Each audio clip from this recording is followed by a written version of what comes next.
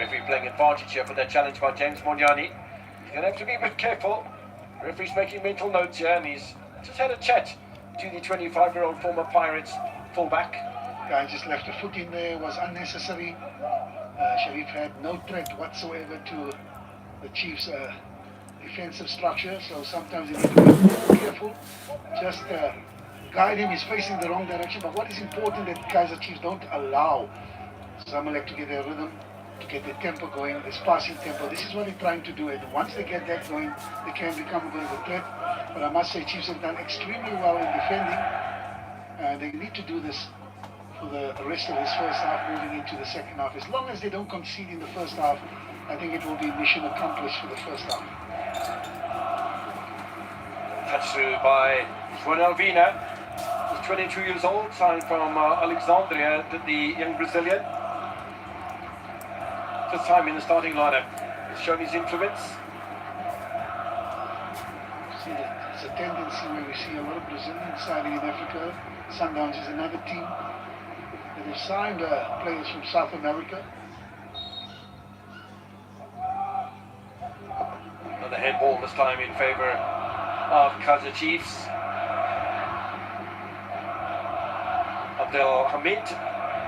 Abdelhamid again. Allowed to turn by the KAIZER Chiefs midfield. Flogo and Lebachar Maboy doing duty for Amakosi. Touch from Pulimbodi, former Lamont Golden Arrows player. Really at Arrows he was scintillating on that left-hand side. And different story when you join a glamorous side like KAIZER Chiefs. Modi! No appeal for what might have been a handball, but I think off the chest of the defender of Zamalek. Promising run from Modi, good combination play there with Lobo making a run from deep in midfield. And this is very promising for KAIZER Chiefs. They're using their pace down the wings and they're getting numbers into the box. Ball did come off the right-sided fullback, Mohamed Mustafa.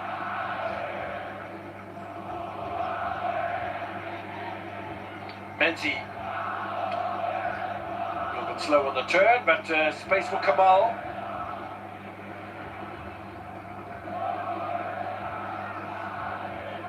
Lining up to create opportunities here are Zamalek, but nicely contained by KAIZER Chiefs. Not too worried about second ball, it seems, at the moment.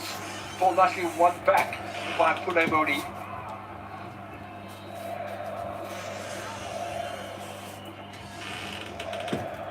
Nothing to the middle for George Matlo on that occasion. Ball knocked away by Mustafa. Yeah, it's a nice flow to this match so far. Coach Farouk and yeah, nice intensity from both sides. Of course, the press can amount with every growing minute and every lack of there being a goal. Because as things stand at the moment, KAIZER Chiefs on 11 points and qualified. Zamalek on 9 points. We'll try and keep you posted with the score from Al Mazri and Zesco United, because is it going to be a situation where you have one Egyptian side overtaking the other in the final stages of Group D? Well, it's possible. If Al Masri win, they will go to 10 points, and they will go through with KAIZER Chiefs if the score stays the same here. Al Masri Zesco level at 0-0. So as things stand at the moment, it's KAIZER Chiefs and Zamalek through into the draw for the knockout stages. Top seeds in each of the groups will be seeded, and the second teams from all the groups then will be put in another pot, and a draw will be made, and you may not draw the same team that you played against during the group stages. So if that does happen with the draw, then there will be a redraw as far as that is concerned. But no, it's not a natural situation where the winners of Group D, as we pause that thought for a moment, there's a real good opportunity here for Kamal.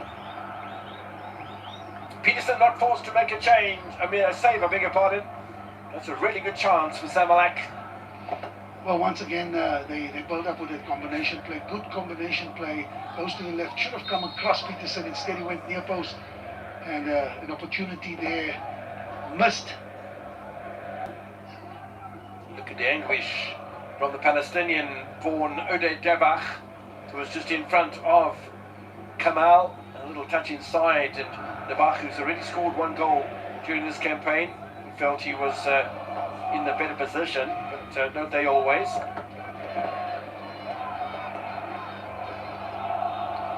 KAIZER Chiefs will be happy to have the best goal difference in the group as well. I think that's always a factor that needs to be considered.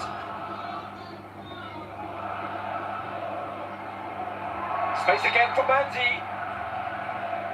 Must have been a slight deflection. KAIZER Chiefs defenders unhappy with the decision taken by the Sudanese official. Yeah, you can see the surrounding there asking him. Somebody's going to get a yellow card, and it's what my boy. What decision was all about. My boy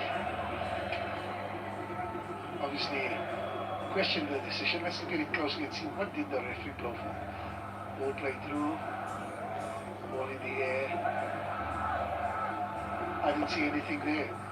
Careful, I don't know what was it for. Didn't come off anybody, just kicked the ball out. The referee says there was a deflection. Manzi with a header, Peterson with a grab, foul on the keeper. In fact, it might have been more central with McClough coming undone against Hossam Abdel Magouid. A bit of a head injury there. Yeah, I think they just collided with each other, and the keeper there in the middle of things. Once again, Brendan doing ever so well. Could have punched, I suppose, could have been a better option. A little bit dangerous at times to try and catch those balls, because if you make a mistake and you spill it, it could be a disaster.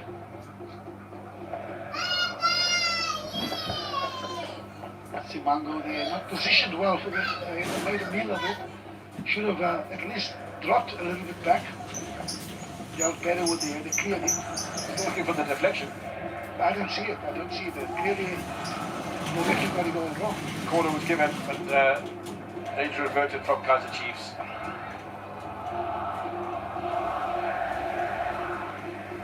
Opportunity, that injury for some of the KAIZER Chiefs players just to get together and have a little chat about things. And Dlogwe and Babue in the middle of the park, such an important role to play for KAIZER Chiefs. Well, for me, it's the combination with Quinika and Simango. They need to understand each other better. They need to communicate better. Those aerial balls need to be dealt with better.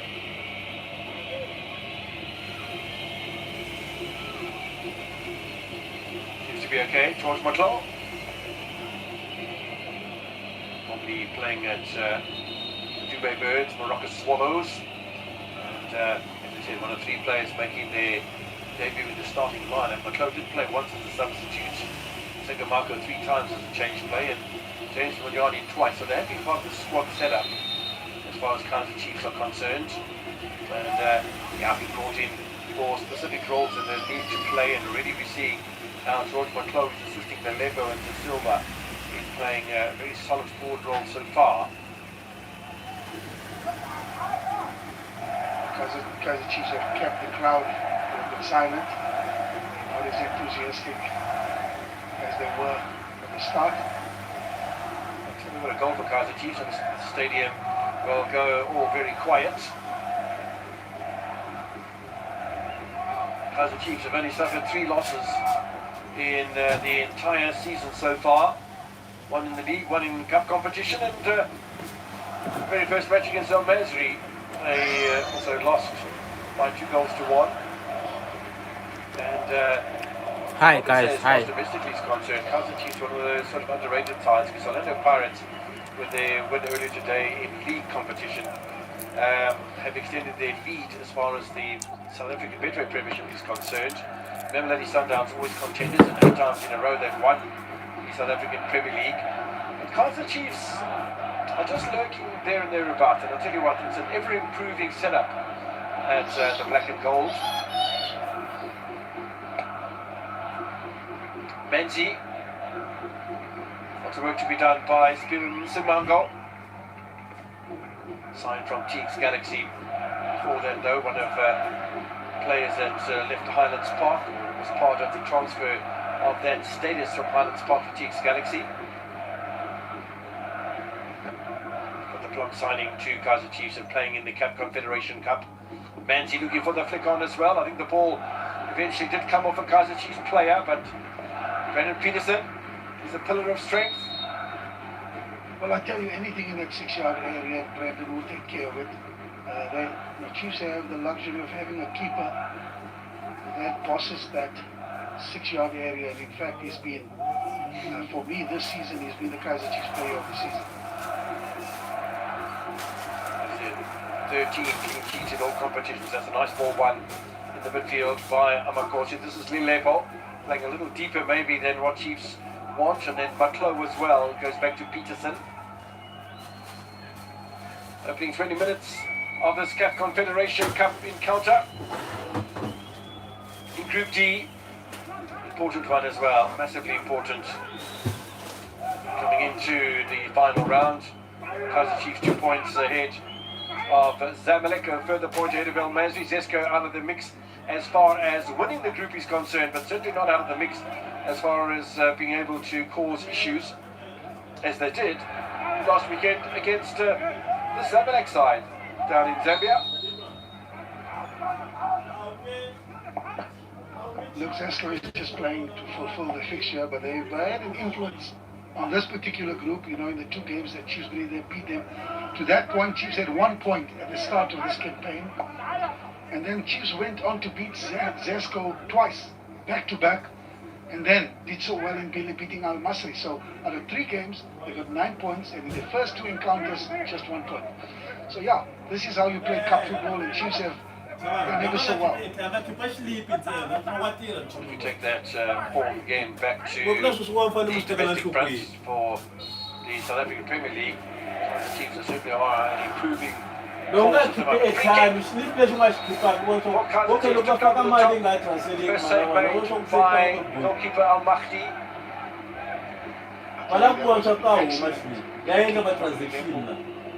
He had a lot of power on it, he had a lot of dip on it, and he forced the keeper there. So he had to make a very important touch to put it in behind, or put it behind. The referee's going to be watching the antics of KAIZER Chiefs as well. There will be in no great hurry to get on with things, and fascinating tactic that the corner taker went and stood in the wrong corner for the corner kick, and then had to run all the way back down at the side of the goal line to take the corner from this side, and that's maybe a bit naughty from Lebachamba Boyd, but you know, if he does it every single time, I think the referee will give him a yellow card. But as far as this early stage and the half is concerned, I don't think it's a bad story. No, it's time management, you know, you chip you know, the time, the clock, you chip away minutes and seconds.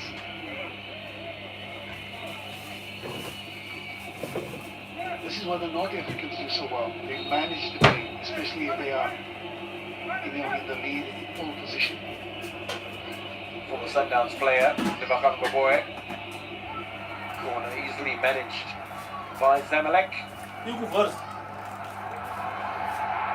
Under a bit of pressure. He found his opponent there too, the South African midfielder. And I think the referee has done well so far because he's allowing advantage to be played before he brings plays back. And that's